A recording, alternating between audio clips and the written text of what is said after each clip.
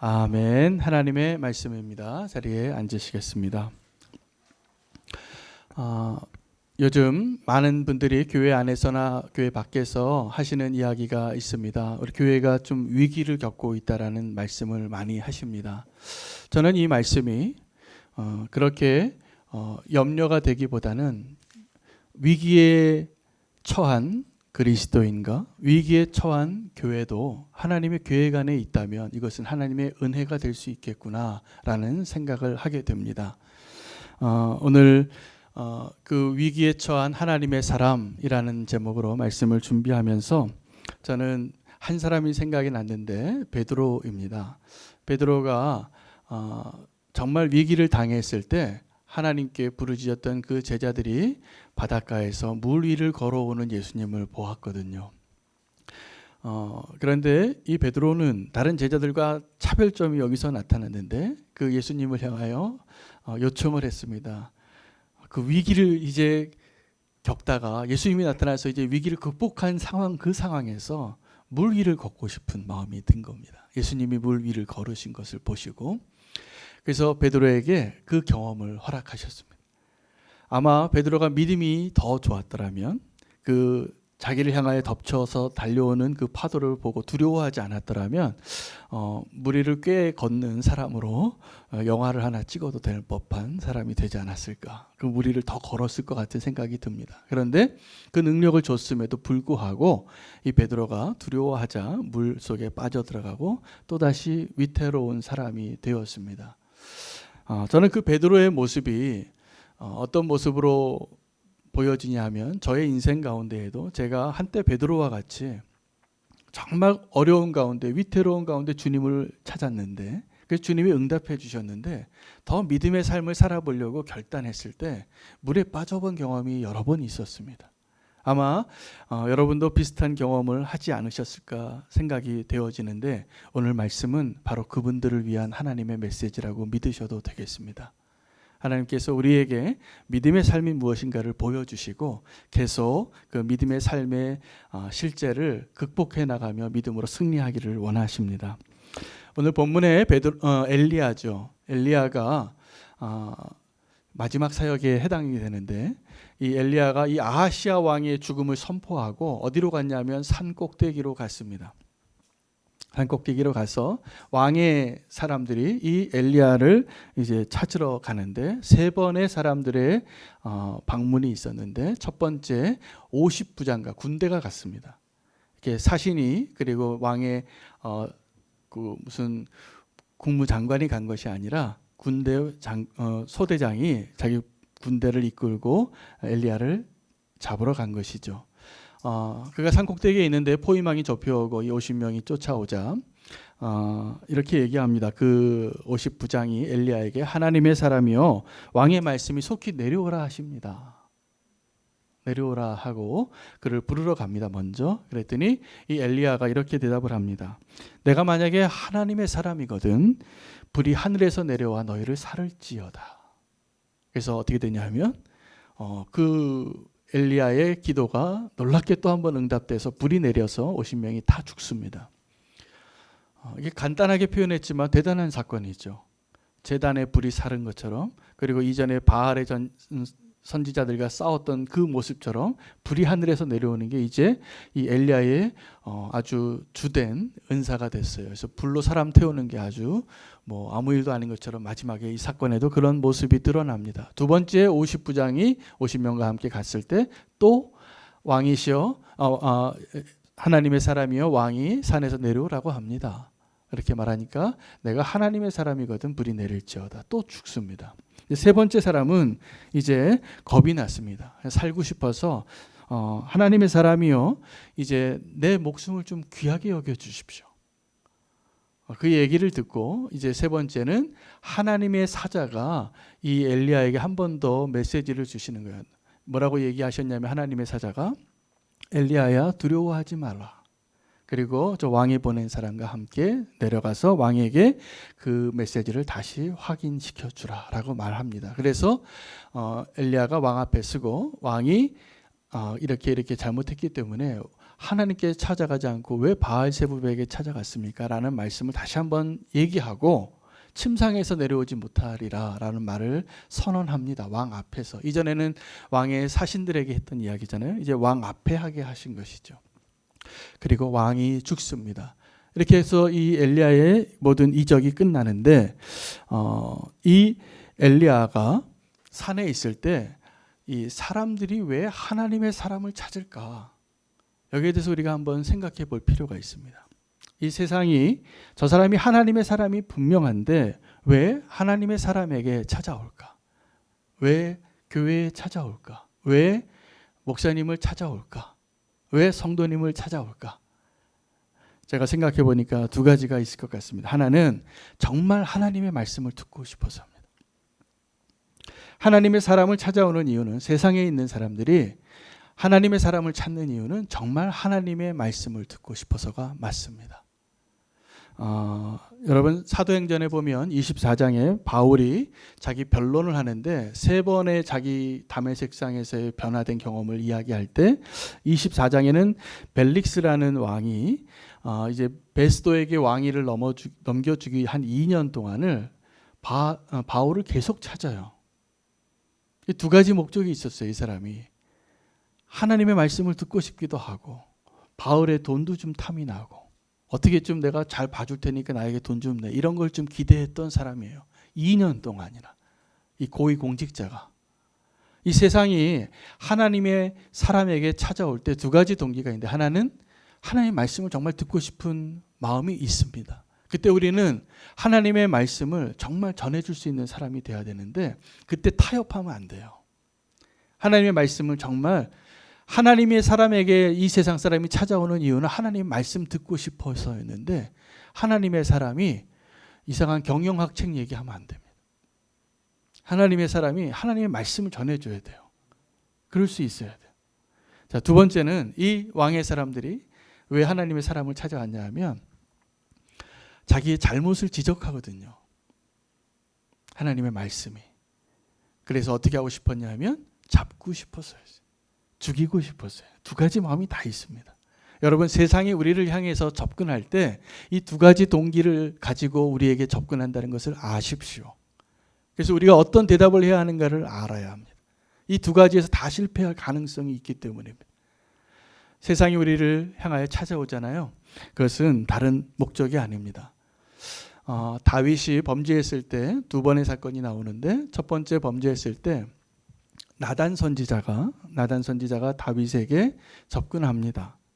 접근할 때 이 다윗에게 먼저 이야기를 했어요. 이야기를 하면서 이러한 사람이 있는데 그 사람을 어떻게 하겠습니까?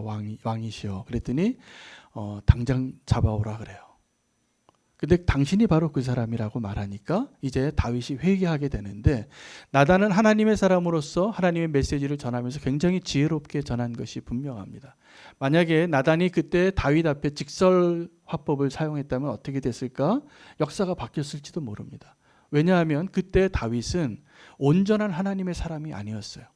겉으로는 여전히 하나님의 사람이고 이스라엘의 존경받는 왕으로 전쟁에서 승리하는 왕이었지만 그의 내면에는 죄악으로 이미 다 무너질 대로 무너져서 누군가가 나의 그 잘못을 드러내고 지적하고 그것이 밝혀지는 것이 두렵다면 자기의 그 치부를 드러내는 사람 한 명 정도, 나단 같은 선지자 한 명 죽이는 건 아무것도 아니었을 것입니다. 그 남편도 죽였는데 자기의 죄를 덮기 위해서. 여러분, 우리가 세상이 우리에게 찾아올 때가 있습니다. 교회에 찾아올 때가 있습니다. 어떤 사람이 주님 앞에 나올 때가 있습니다. 두 가지 동기가 있다는 것을 꼭 아시기 바랍니다. 그런데 이 상황 가운데 엘리야는 어떤 질문을 하냐면 이 질문을 해요. 내가 만약 하나님의 사람이라면. 근데 이 세상이 그런 두 가지 동기를 가지고 저와 여러분 앞에 찾아올 때 이 질문을 하셔야 돼요. 내가 정말 하나님의 사람이라면 하나님 하늘에서 불이 내리게 해주세요 라는 이 기도와 이 질문이 필요합니다. 여러분, 이 엘리야가 내가 만약 하나님의 사람이라면 이라는 이 질문을 누구에게 했냐면 사실은 자기를 잡으러 온 이 군사들에게 한 거예요. 너희가 지금 날 잡으러 와? 내가 정말 하나님의 사람이라면 너에게 불이 내릴지어다. 라고 선포하는 거예요. 그런데 이것은 동시에 단지 자기를 잡으러 오는 그 군사들에게만 한 이야기가 아니라 자기 자신에게 한 이야기일 수도 있어요. 그것을 제가 어떻게 알게 됐냐 하면 이 세 번째 50부장이 찾아왔을 때 하나님의 사자가 엘리야에게 한 이야기를 보니까 엘리야가 어떤 사람이었는가가 드러나더라고요. 엘리야가 두려워하고 있었어요. 두려워하고 있었어요.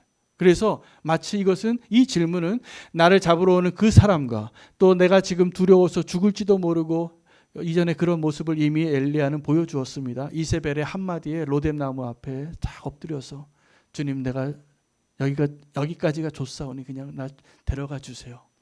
이렇게 기도했던 사람이잖아요. 그거 두려웠어요. 그래서 내가 정말 하나님의 사람이 맞습니까? 라고 자기 자신에게 질문한 거예요. 그리고 이 질문은 동시에 하나님을 향한 기도였어요. 하나님, 내가 정말 하나님의 사람이라면 기적을 베풀어 주세요. 불 한 번 더 내려주세요. 나의 그 영적인 은사죠. 이 엘리야는 불 내리는 사람이잖아요. 불의 사도예요. 그래서 하나님의 사람이라면 한 번 더 불 내려주세요.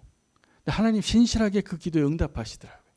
자, 문제는 이 하나님의 사람에게 찾아오는 이 세상의 그 동기를 아는 것과 동시에 이 엘리야의 기도가 필요합니다. 이 질문이 필요합니다.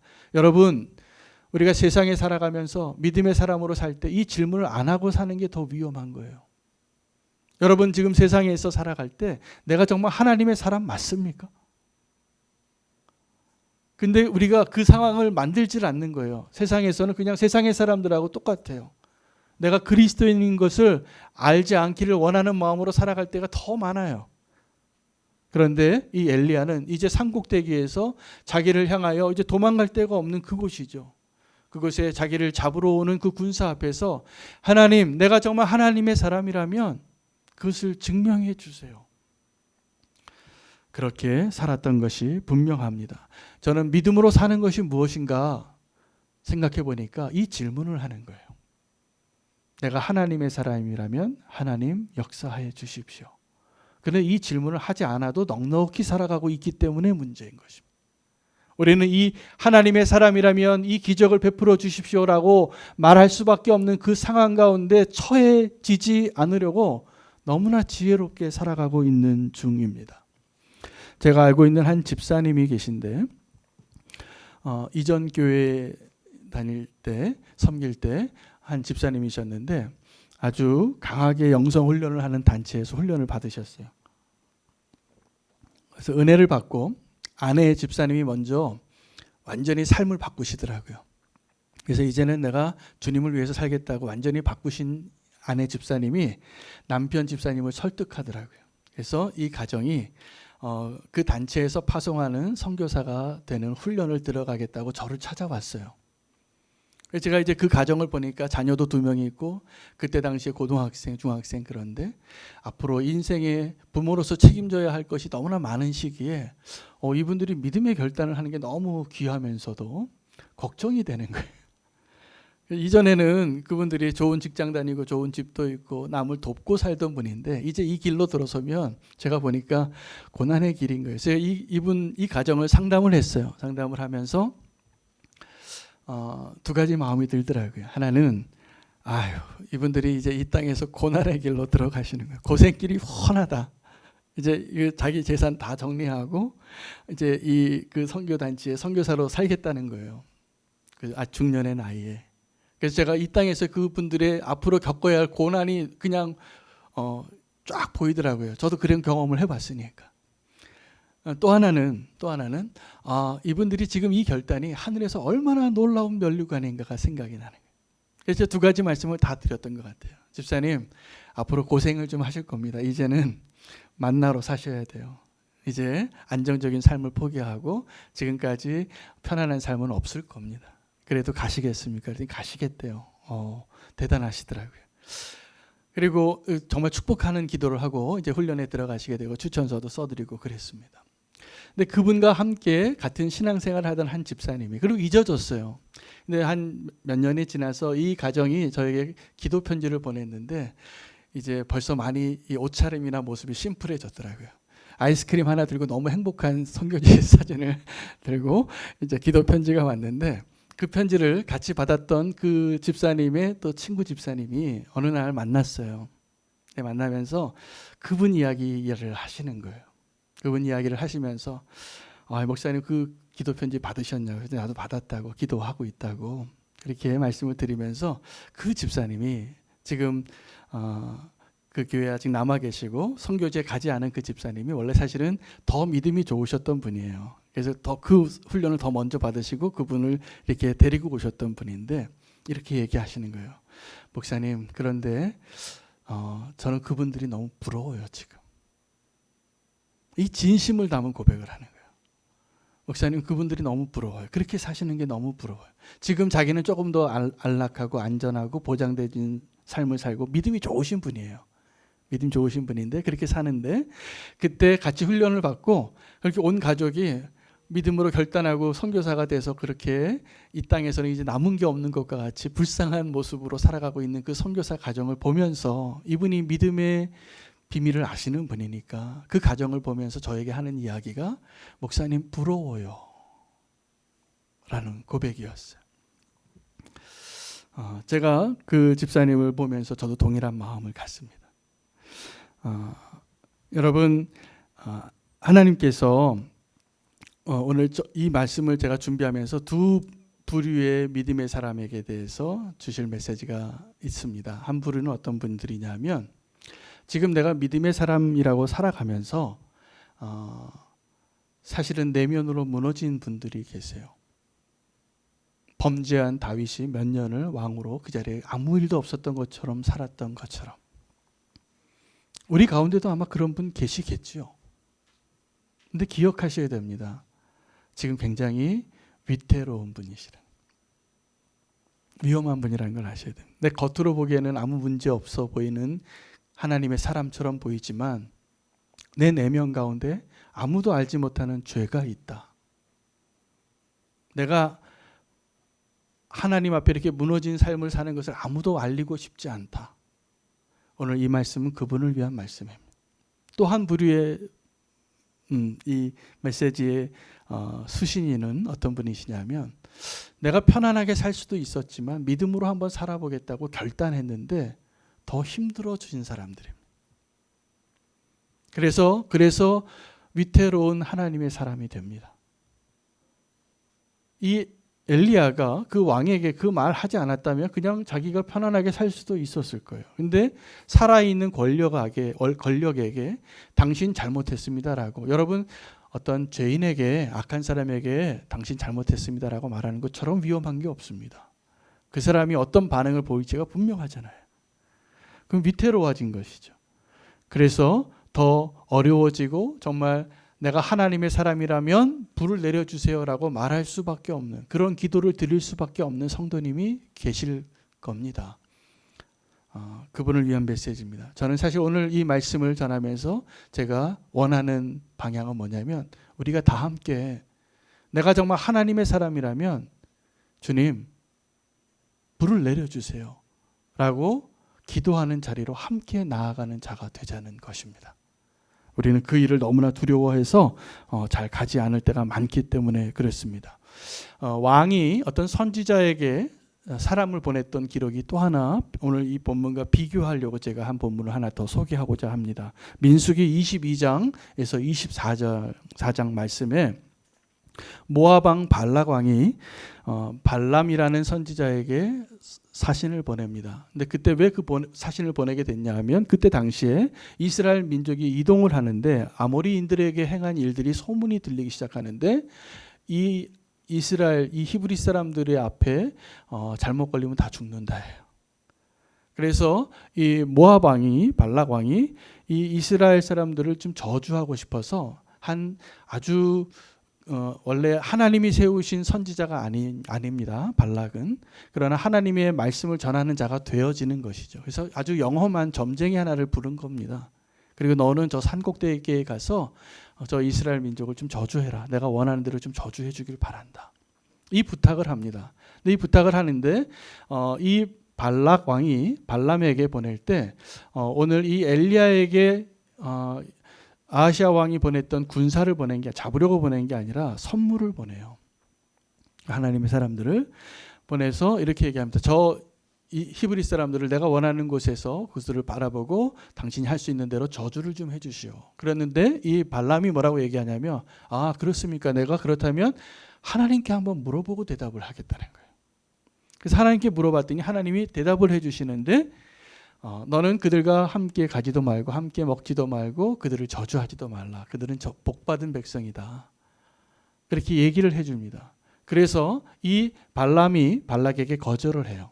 하나님의 사람이 보낸 사람들을 거절하니까 한 번 더 보내면 여기서도 3번을 보내더라고요. 또 보내는데 이번에는 더 높은 사람을 보내요. 더 높은 사람을 보내요. 자, 그러면 어떤 마음이 들까요? 엘리야는 군사를 보내니까 두려워서 내가 하나님의 사람이라면 불을 내려주십시오라고 기도했는데 이 발람의 마음은 흔들리기 시작했는데 그가 흔들렸다는 말은 안 써요. 그가 흔들린 그 흔적도 없는데 그가 두 번째 더 높은 고위관과 더 많은 선물을 가지고 온 사람에게 똑같이 맞이할 때 말로는 이렇게 얘기합니다. 하나님이 당신과 함께 먹지도 말고 가지도 말라고 했습니다. 나는 갈 수 없습니다. 라고 말해요. 그리고 또 돌아가요. 근데 이 발락 왕이 또 더 높은 사람을 보내고 더 많은 선물을 보내니까 이 발람은 하나님에게 또 한번 물을 때 하나님이 다른 메시지를 주시더라고요. 뭐라고 얘기하시냐면 너는 그들과 함께 내려가라. 그리고 꼭 내가 하라고 하는 말만 선언하라. 선포하라. 그래서 그가요. 나중에는 눈 감았다가 눈 뜬 자가 하나님의 말씀을 선언하노니 그러면서 하나님이 주지도 않은 축복을 막 해요. 발람이 그런데 이 발람이 이렇게 왕이 보낸 사람들을 만난 그 사건 가운데 하나의 이야기가 또 하나 들어있는데 그 이야기 속에 그 이야기가 뭐냐면 말하는 나귀가 등장하는 겁니다. 이 발람이 사실은 원래는 하나님께서 그 길을 가지 말라고 하셨는데 그가 왕의 초청을 받고 내려가면서 그 내려가는 길에 이 발람의 나귀가 말을 듣지 않고 주인의 몸을 벽에다 자꾸 부대끼고 안 가려고 버팅기는 거예요. 그래서 죽여버리려고 했습니다. 발람이. 그래서 칼을 들고 죽이려고 하니까 나귀가 입을 열면서 말을 하는 거예요. 내가 평생 당신을 섬기면서 내가 당신을 거역한 적이 있느냐고. 그때 하나님이 이 발람의 눈을 열어주니까 그 자기가 재촉한 대로 갔으면 하나님의 사자의 칼에 내가 죽었을 자리예요. 거기를 안 가게 하려고 이 발람의 나귀가 버팅겼던 것이죠. 자, 무슨 말씀을 드리고 싶으냐면 둘 다 하나님의 사람으로 서 있었던 사람이라는 거죠. 엘리야와 발람이. 근데 엘리야는 끝까지 내가 하나님의 사람이라면 불을 내려달라고 하나님의 말씀을 타협하지 않는데 이 발람은 하나님의 말씀을 그대로 전하는 것 같고 실제로 이스라엘을 저주하지 않고 축복합니다. 그런데 왜 하나님은 그에게 3번째 다른 메시지를 주셨고 왜 나귀는 말을 했고 그리고 나중에 이 발람 때문에 이스라엘이 엄청난 재앙을 당해요. 이 발람 때문에 우상이 숭배가 들어오고 음란한 일들이 일어나고 큰 재앙이 임하게 됩니다. 그래서 하나님의 사람이 온전히 하나님의 말씀을 전하지 않은 것 때문에 겪어야만 했던 그 아픔을 소개하는 장이기도 합니다. 하나님 축복하시지만 누가 더 위험한 사람입니까? 여러분 지금 엘리야가 산꼭대기에서 왕이 보낸 군사를 막을 곳이 없어서 더 이상 숨을 곳이 없어서 내가 하나님의 사람이라면 나를 잡으러 오는 사람들을 좀 죽여주세요. 불을 내려주세요. 라고 말하는 이 엘리야의 자리입니까? 아니면 금, 은, 보화와 고위 관직이 나를 데리러 오고 이제 사실은 그 내면에서 내가 하나님의 말씀과 나의 마음이 부딪혔을 때 그거 차라리 해라 라고 말하는 그 자리 가운데 어느 것이 더 위험한 자리인지를 분명히 보여주고 있는 본문인 거예요. 여러분 하나님의 사람에게 세상이 찾아올 때 우리는 더 위험한 상황을 맞이할 수 있을 것입니다. 저는 요즘 성도님들을 위해서 기도할 때 좀 어려움 가운데 있는 성도님들을 위한 기도를 더 많이 하고 있는데 오늘 한 성도님을 위해서 기도했던 저의 기도의 과정을 좀 소개하고 싶어요. 이 성도님은 가정에 문제가 있는 분이었어요. 남편이 온전하게 서 있지 않아요. 재정도 어려워요. 직장에서도 자기를 괴롭히는 분이 있어요. 잠도 잘 자지 못해요. 마음의 병이 있어서. 점심시간에 전화로 좀 기도해달라고 그러면 제가 정말 바로 앞에서 안수기도 해드리는 것처럼 그 마음으로 기도해드리는 어떤 성도님이 계신데, 이분이 지난 며칠 동안 저를 굉장히 심부름을 많이 시키시더라고요. 자기가 가지고 있는 어떤 것을 가지고 좀 전달해달라고, 교회 이름으로 좀 전달해달라고 그러고, 또 뭘 좀 이렇게 좀 누구한테 전달해달라고 그러고, 또 봉투를 좀 전달해달라고, 이런 심부름을 계속 시키시는 거예요. 근데 제가 그것이 귀찮지 않았어요. 왜냐하면 이분의 마음에 하나님이 어떤 말씀을 주시고 어떻게 지금 일하시고 계시는 것이 느껴졌기 때문입니다. 그래서 제가 이분을 위해서 기도하는데 응답을 받았어요. 제가 하나님으로부터. 어떤 응답을 받았느냐 하면, 제가 좀 어려움에 처한 성도님들을, 위기에 처한 성도님들을 위해서 기도를 더 많이 하는데 하나님께서 이렇게 말씀하시더라고요. 이분을 위해서 기도하고 염려하던 내 마음을 보시고 주님이 염려하지 말라는 거예요. 염려하지 말라는 거예요. 하나님이 그 성도님과 함께하고 계시고 그 성도님 축복하고 계시다고 말씀해 주시는 걸 제가 들었습니다. 그러면서 그분이 나중에 저에게 개인적으로 이런 얘기를 하시는 거예요. 목사님, 내가 요즘 굉장히 힘든데 왜 제 눈에는 자꾸 더 어려운 사람들이 보이는지 모르겠어요. 제가 보니까 그분이 어려운 형편이에요. 여러 가지 형편으로 다 어려워요. 아주 종합 세트예요. 다 어려운데 어려운 형편에 있는 사람들이 보여서 자꾸 뭔가를 흘려보내고 싶어하고 그 사랑을 나누고 싶어하고 그것 때문에 행복해하고 그것 때문에 사시더라고요. 여러분, 이게 저는 위기에 처한 그리스도인이 사는 길이에요.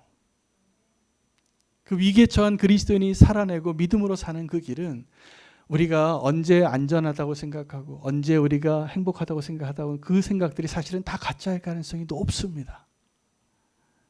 정말 믿음으로 사는 사람은 정말 하나님께서 나를 저 산꼭대기에 두시고 나를 잡으러 오는 사람 앞에서 내가 하나님의 사람이라면 주님 이 문제를 좀 해결해 주세요라고 부르짖는 그 자리에 하나님이 역사하는 것을 매일 경험하게 하시는 축복을 누리길 원하시는 것입니다. 한 가지 더 오늘 좀 나누고 싶어요. 위기에 처한 하나님의 사람 가운데 실패한 사람이 있습니다.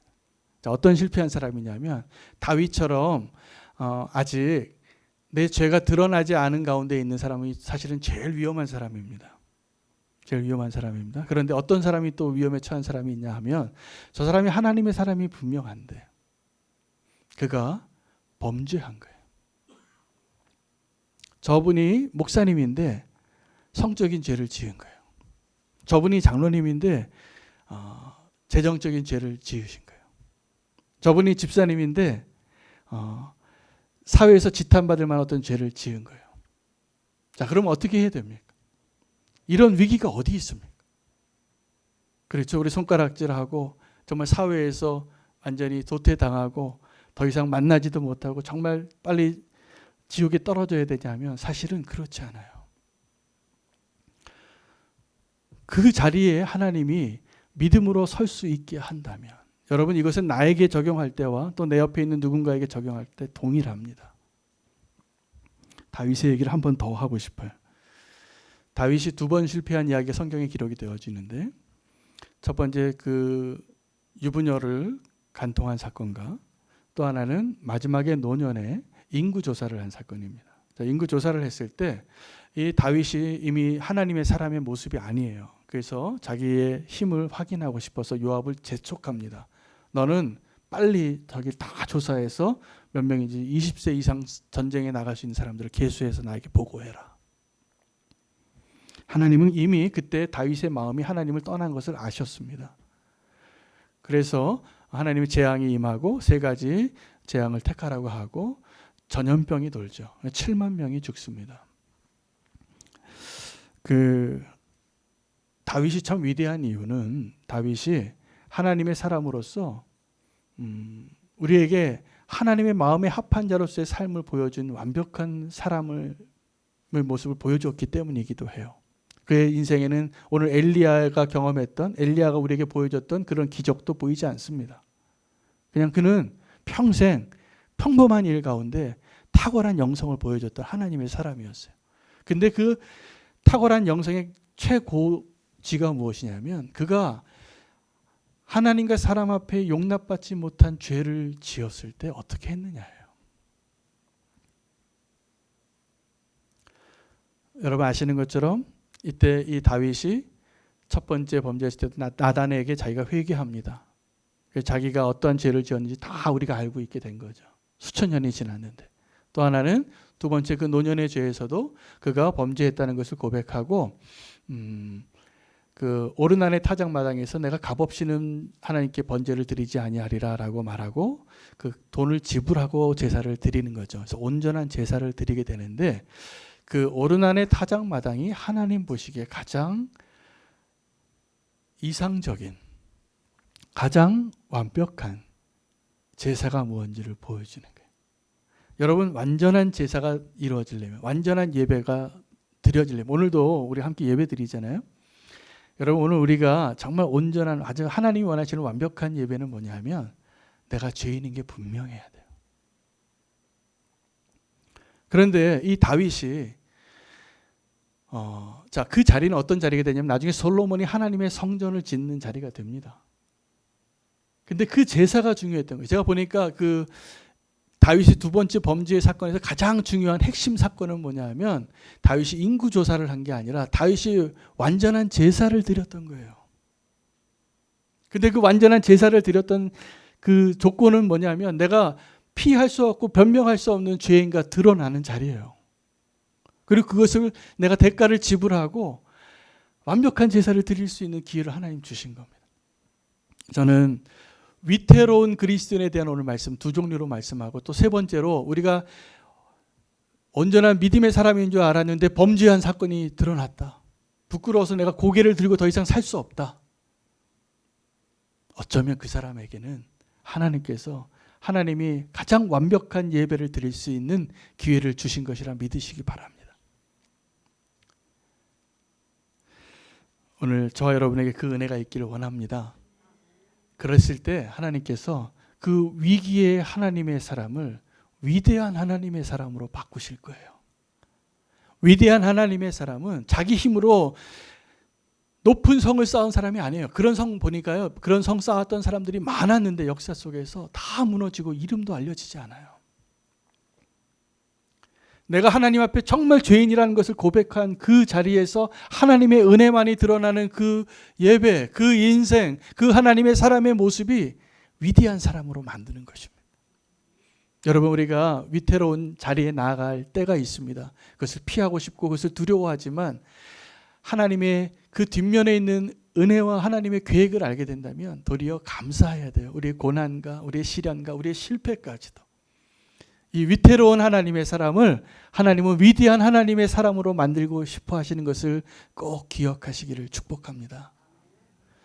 우리는 그렇게 하나님의 사람으로 이 시대에 하나님과 동행하고 믿음으로 끝까지 나아갈 수 있을 것이라 믿습니다. 이 질문을 꼭 하시면서 살기를 원합니다. 하나님, 내가 하나님의 사람이라면 이렇게 살기를 원합니다. 기도하겠습니다. 주님, 우리 안에 실패에 대한 두려움과 사단의 공격에 대한 두려움과 나의 것을 잃어버릴 것에 대한 두려움이 아직도 존재합니다. 그러나 주님께서 우리에게 원하시는 그 믿음의 삶을 살기로 원하오니 지금 위기에 있는 하나님의 사람들을 주님께서 위대한 하나님의 사람으로 바꾸시는 일을 행하여 주시옵소서. 주님, 내 모습 그대로 주님 앞에 드러내어도 부끄럽지 않을 수 있는 용기를 주시고 실패했을지라도 다시 믿음으로 일어날 수 있는 주의 은혜를 경험하게 하여 주시옵소서. 주님, 주님이 원하시는 위대한 하나님의 사람 되게 하여 주시옵소서. 예수님의 이름으로 기도합니다. 아멘.